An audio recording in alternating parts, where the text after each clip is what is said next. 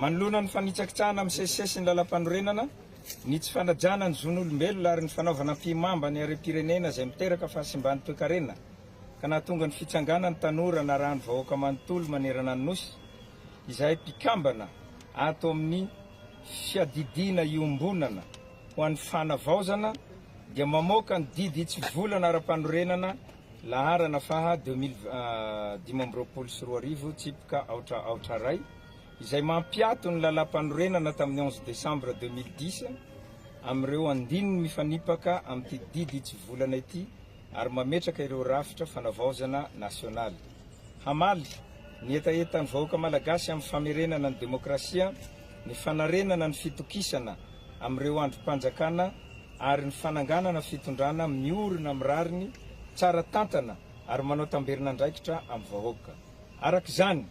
dia atsahatra ny asan'ireo androm-panjakana voatanisa ao amin'ny lalam-panorenana tamin'ny 12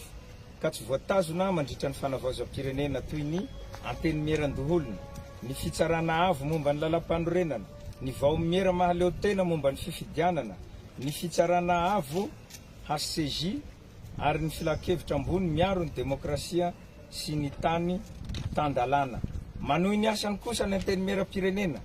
ireto kosa ny rafitra vaovao apetraka hanorenana ny Madagasikara, ny fiadidiana iombonana ho an'ny fanavaozana, rafitra iombonana manatanteraka ny asan'ny filoam-panjakana, ny gouvernemanta, ny anteny miera-pirenena amin'ny endriny ankehitriny, ny fahefana fitsarana izay ahitana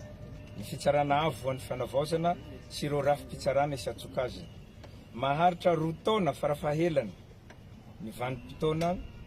fanavaozana ao anatin'izay no anaovana ny fitsapakevim-bahoaka ametrahana ny lalam-panorenana vaovao sy ny fifidianana ametrahana miandalana ireo androm-panjakana vaovao. Natao teto Antananarivo ny 14 oktobra 2024.